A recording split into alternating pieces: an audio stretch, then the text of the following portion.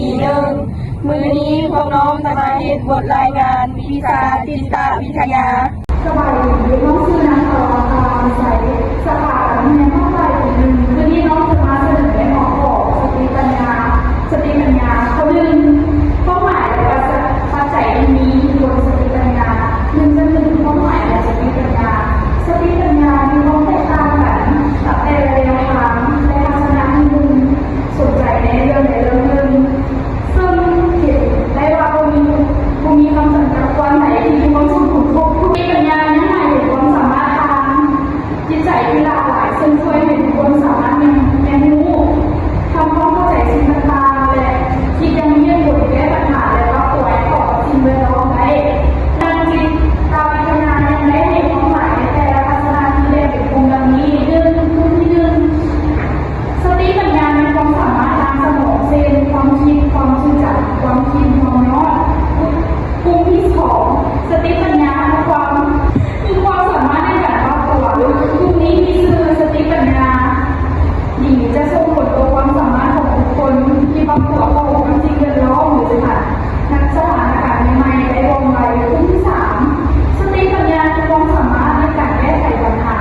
ยังรู้คนที่มีสติปัญญาสูงและความสามารถในการแก้ไขปัญหาได้เรียนรู้ได้ดีกลุ่มที่ 4สติปัญญามีความสามารถในการคิดแบบต่างๆโดยแก้ความคิดแบบตามธรรมความคิดสร้างสรรค์ต่อมาทางเซนติเนตได้ให้ความหมายสติปัญญาไว้ว่าเป็นความสามารถในการคิดการตัดสินใจและความสามารถในการปรับตัวเพื่อบรรลุสิ่งที่ตนเองตั้งไว้ทันโทแมนได้อธิบายความหมายของสติปัญญาคือความสามารถในการคิดอย่างเป็นนามธรรมท่านเดวิดเวสเตอร์ได้อธิบายสติปัญญาไว้ว่าเป็นความสามารถของบุคคลที่แสดงพฤติกรรมยังมีเหตุผลสามารถดำรงชีวิตอยู่ในสังคมยังมีประสิทธิภาพทันคาเตอร์ได้ให้ความหมายสติปัญญามีความสามารถในการปรับตัวให้เหมาะสมสถานการณ์ใหม่ๆได้ว่องไวเงียบน้อยและการสามารถนำเอาประสบการณ์สร้างความรู้สวัสดีน้องคือนางทันวันจากคณะวิทยาศาสตร์สังคมสาขาการเงินภาคการปี1ข้อ1.2ปัจจัยที่มีอิทธิพลต่อสติปัญญานักจิตวิทยาเชื่อว่ากรรมพันธุ์กับสิ่งแวดล้อมมีอัตราส่วนในการเปรียบเทียบบ่เท่ากันบางท่านเชื่อว่ากรรมพันธุ์มีอิทธิพลต่อสติปัญญาหลายกว่าสิ่งแวดล้อมแต่มีบางท่านเชื่อว่าสิ่งแวดล้อมมีอิทธิพลหลายกว่ากรรมพันธุ์1 อิทธิพลของกรรมพันธุ์การพิจารณาอิทธิพลของกรรมพันธุ์กับสิ่งแวดล้อมแยกเป็นสติปัญญา A และสติปัญญา B สติปัญญา A เป็นสิ่งที่มีตัวมาโดยกำเนิดโดยกรรมพันธุ์ส่วนสติปัญญา B จะเป็นสติปัญญาที่เกิดจากการปฏิสัมพันธ์ระหว่างสติปัญญา A กับสิ่งแวดล้อมการศึกษาเกี่ยวกับอิทธิพลของกรรมพันธุ์และสิ่งแวดล้อมพบว่าบุคคลที่มีความเกี่ยวข้องกับกรรมพันธุ์หลายเท่าใดจะมีระดับสติปัญญาใกล้เคียงกับหลายเท่านั้นการทดลองกับเด็กฝาแฝดที่แยกกันเลี้ยงพบว่าค่าระดับสติปัญญาบ่แตกต่างกันหลาย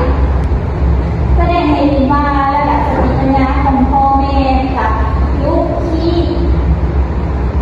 มีค่าสัมพันธ์สูงกว่าระดับสติปัญญาของพ่อแม่กับลูกเลี้ยง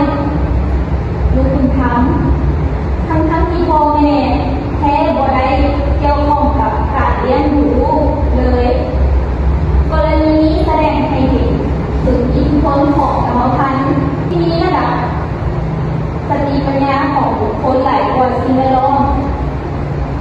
ทางเจนเซนได้เหตุการณ์ทดลองกับเด็กวัยเรียนในระดับประถมศึกษาโดยใช้เวลา2-3 เดือนถึง1 ปี ผลการทดลองปรากฏว่าเด็กที่เขาเกี่ยวความพร้อมมีผลเฉลี่ยทางการเรียนและพัฒนาทางสติ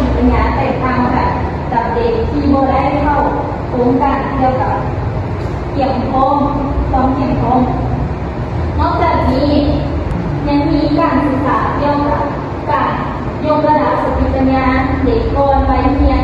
ในโครงการจัดสิ่งแวดล้อมเพื่อกระตุ้นพัฒนาการทางสติปัญญาของเด็กพิเศษโดยใช้เวลา1-2 ปีอีกหลังโครงการซึ่งมีผลการทดลองมี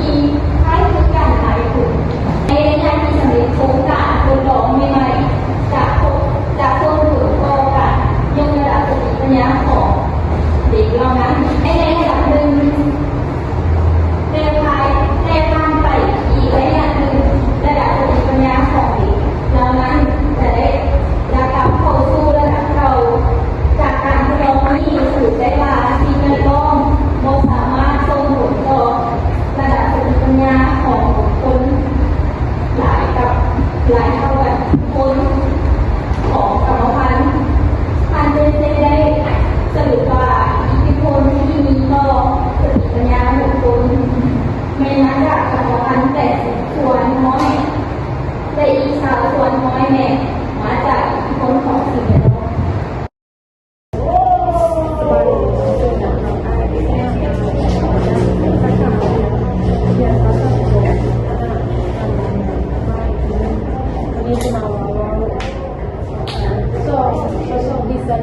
สติปัญญาได้ออกเป็นสองอย่างนะคะมีเรื่องเน้นการศึกษาลักษณะพัฒนาการของสติปัญญาในแนวทางที่สองเน้นการศึกษาองค์ประกอบของสติปัญญาในส่วนที่เป็นโครงสร้างของสติปัญญาซึ่งเราในดังนี้ส่วนการเรียนทฤษฎีองค์ประกอบอยู่ในสิ่งเดียวยังคิดนักเชื่อว่าสติปัญญาเป็นความสามารถอันเดียวกัน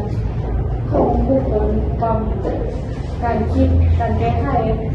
การที่ใครมาทำเรื่องการตัดสินใจก็แล้วแต่เรื่องการใช้ความสามารถทางสมองอันเดียวกันนี้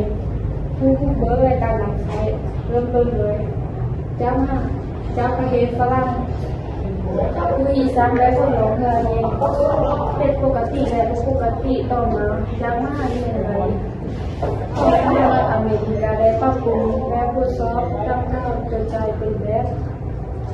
ทดสอบมาตรฐานที่มีชื่อเสียงคือการทด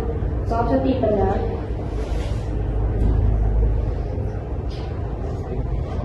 2.1ทฤษฎี2องค์ประกอบของสเปนทฤษฎี2องค์ประกอบมีความเชื่อว่าสติปัญญาของมนุษย์มี2องค์ประกอบหลักคือ1องค์ประกอบต่อไปไม่เรื่องความสามารถที่พื้นฐานความเป็นอันความเป็นนามธรรมซึ่งผู้คนนำไปใช้ในกิจกรรมต่างๆได้อย่างมีประสิทธิภาพเช่นความสามารถทางคิดความสามารถในการสังเกตความสามารถในการจดจำสำหรับผู้ที่มีองค์ประกอบที่ตั้งจะให้ประสิทธิภาพในการให้เรียนในกิจกรรมต่างๆตามไปด้วย2องค์ประกอบเฉพาะไม่เพิ่มความสามารถเฉพาะด้านของแต่ละบุคคลเช่นความสามารถในการคิดอะไรความสามารถทางด้านศิลปะดนตรี2.2ทฤษฎีขององค์ประกอบของท่านไลมอนเคเทลท่านเคเทลได้แบ่งประกอบสติปัญญาของมนุษย์เป็น2องค์ประกอบคือ1องค์ประกอบของท่านผู้อื่นไม่ใช่สติปัญญานี้เป็นความสามารถทางธรรมชาติให้ออทางกรรมฐานเป็นสมรรถนะทางสมองในด้านที่เกี่ยวข้องกับความคิด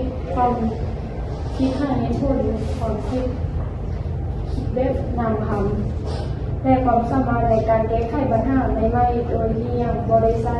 ความรู้หรือประสบการณ์เดิมขององค์ประกอบความคิดตั้งไหลเป็นองค์ประกอบที่เป็นผลมาจากการเรียนรู้การได้รับประสบการณ์และสิ่งแวดล้อมองค์ประกอบสติปัญญาทุกฝึกนี้จะสามารถพัฒนาเพิ่มขึ้นในตามอายุและประสบการณ์ที่สังสมมาสวัสดีน้องชื่อไก่น้องเซลวงสาขาแห่งภาคบ่ายอีกหนึ่งวันนี้น้องจะมาเล่าหัวข้อทฤษฎีหลายองค์ประกอบของทางคนใหญ่ได้แบ่งองค์ประกอบของสติปัญญาออกเป็น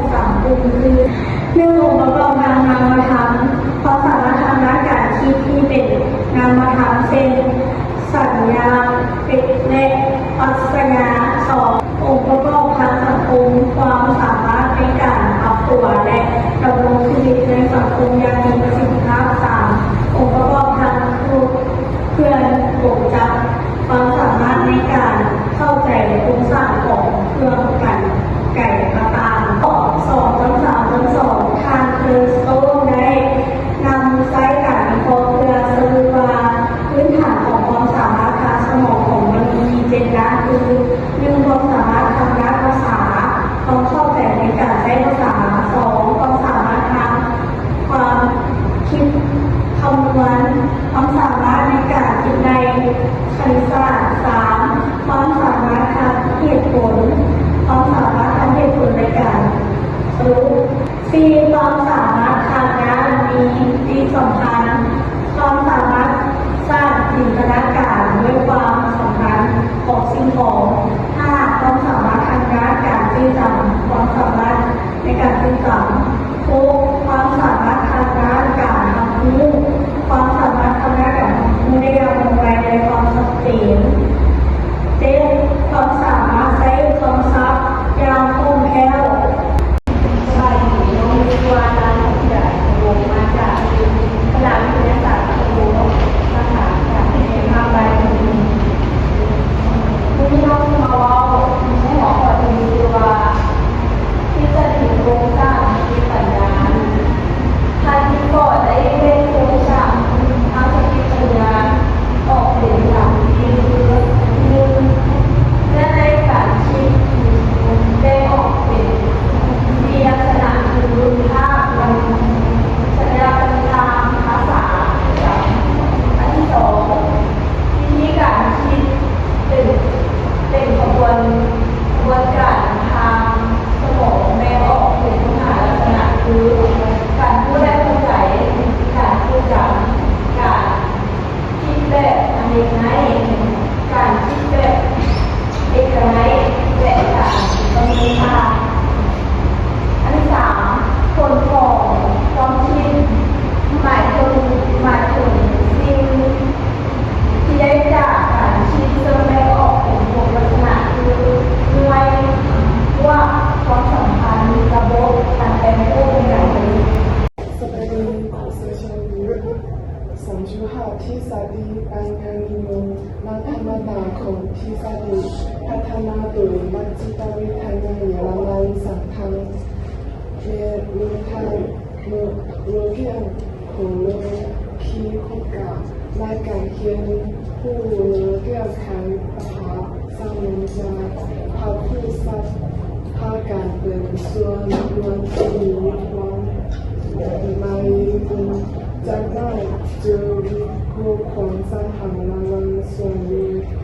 และไปสู่การยังเขียนสรุปส่วนนี้อีกครั้งว่าส่วนนี้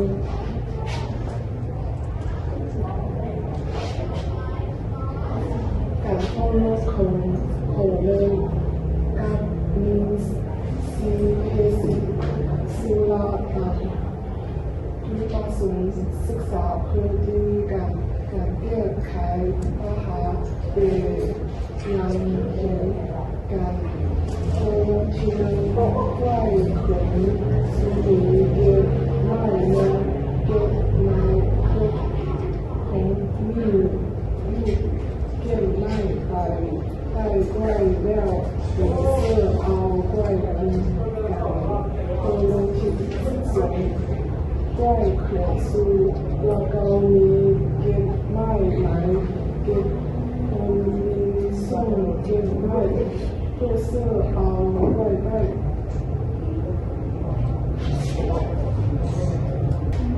สร้างแค่เรื่องใครของสร้างการของวงที่อยากมาเป็นจะเสียงาตุ้นเรียสัมผัสข้าวเพื่อแก้ไขปัญหาส่วนนี้การที่จะนั่งใส่ผสมกับเกามาผสมกับสัพพายสัพพัญญาให้เขียนข้าวเกี่ยวกับเขียนใส่มาของเนื้อนางลายเกิดตู้เนื้อเกิดเนื้อที่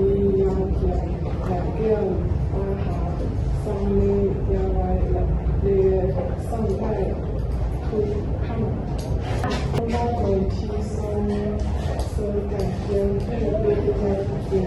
能心的梦游天主在动脉孔感天护的心伤感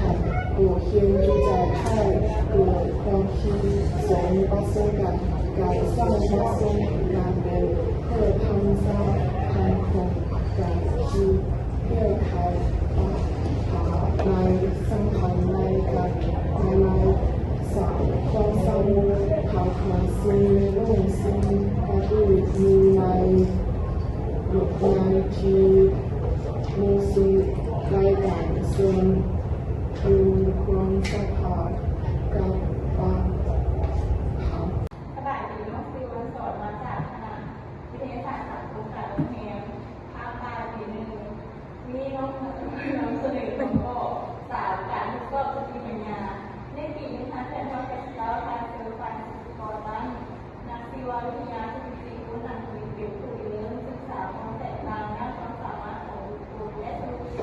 ว่าความสามารถสติปัญญาเป็นลักษณะการถ่ายทอดทางสังคมสามตั้งหนึ่ง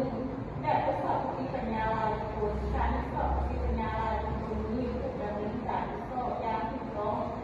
จะเห็นให้ผลการทดสอบมีความเป็นโดยความเชื่อมั่น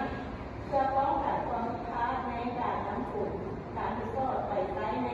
ให้เกิดประโยชน์หนึ่งแบบทดสอบสติปัญญาของทางอาร์เฟสผู้บริหารการศึกษาของประเทศฝรั่งได้ให้ความสนใจต่อปัญหาเกี่ยวกับเด็กแห่งฟ้าสองแบบทดสอบสติปัญญาของทางเนนักศึกษาวิทยาแห่งมหาวิทยาลัย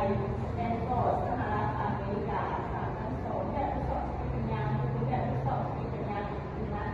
สามคือแบบทดสอบคุณของบุคคลมีผู้ดีคือผู้ดำเนินการทดสอบไว้ให้กับการบุคคลทักษะหลายอย่างแบบทดสอบมีเสียงเอง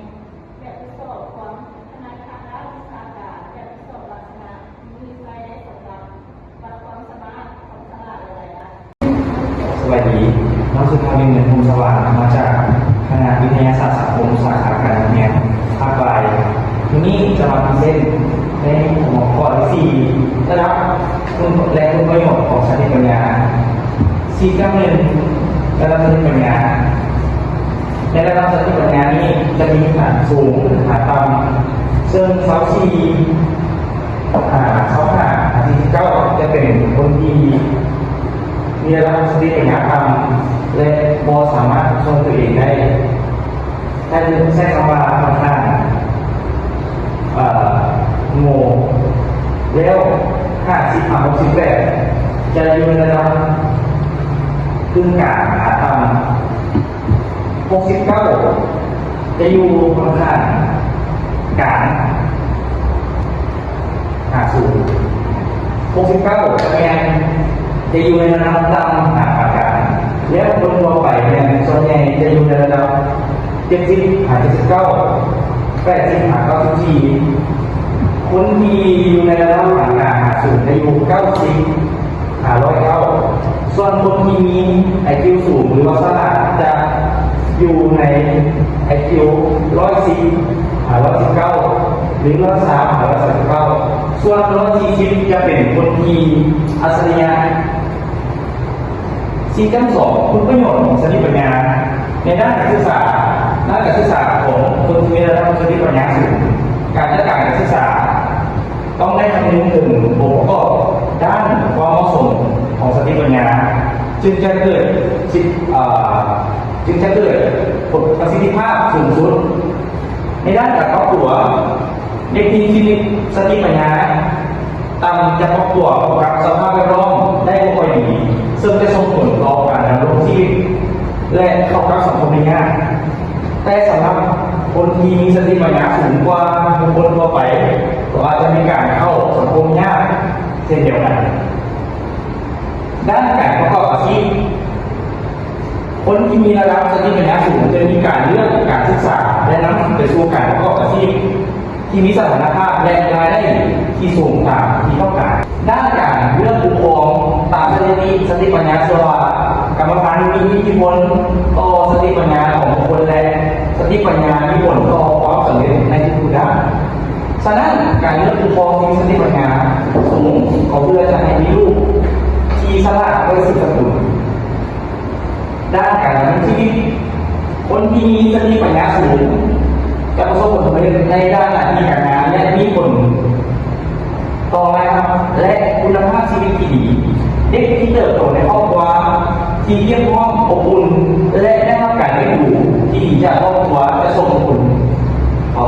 จะส่งเสริมให้มีสติปัญญาที่สูงขึ้นดังนั้นคนที่มีสติปัญญาสูงจะมีการพัฒนาสูงและจะสามารถพัฒนาชีวิตการเป็นอยู่ให้ดีขึ้นในหลายด้าน สบายดีน้องมีชื่อว่าเรนาค่ะมาจากการอ่านน้ำแข็งภาคใต้ปีหนึ่งไม่เลือกที่มาเสนอข้อที่สี่จังสามสิ่งที่เกี่ยวกับกรรมพันธุ์และสิ่งแวดล้อมที่เป็นผลสติปัญญาบุคคลสี่จังสามคำหนึ่งระดับสติปัญญาของบุคคลคือกำหนดไว้กรรมพันธุ์และสามารถเปลี่ยนแปลงไปตามสิ่งแวดล้อมจากการศึกษาของนักจิตสามารถสรุปได้ว่าระดับสติปัญญาของบุคคลได้ทำการถ่ายทอดมาจากบรรพบุรุษและจากผลการศึกษาดีกว่าแพทย์ที่มีกรรมพันธุ์คือการทุกอย่างแต่ถ้าเอาเด็กเหล่านั้นไปเรียนรู้ในสิ่งแวดล้อมที่แตกต่างกันพบว่าระดับสติปัญญาของเด็กมีความแตกต่างกันนอกจากจะขึ้นอยู่กับกรรมพันธุ์แล้วยังขึ้นอยู่กับสิ่งแวดล้อมที่ดีและเหมาะสมสามารถส่งผลให้ระดับสติปัญญาสูงขึ้นได้ที่จังสามจังสองระดับสติปัญญาของบุคคลนั้นมองคงที่สามารถเปลี่ยนแปลงได้เพราะฉะนั้นจึงสรุปได้ว่าสติปัญญาของบุคคลที่ทดสอบแต่ละครั้งอาจได้ระดับที่แตกต่างกันมีการเปลี่ยนแปลงเพิ่มขึ้นหรือลดลงขึ้นอยู่กับการ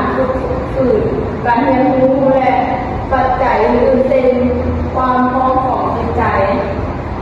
สี่จังสามนั้นสาม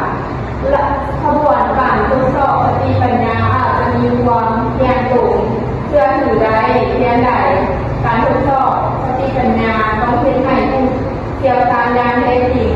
และมีขบวนการทดสอบที่เป็นมาตรฐานผลของการทดสอบ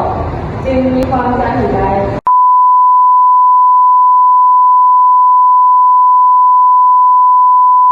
ขอบใจ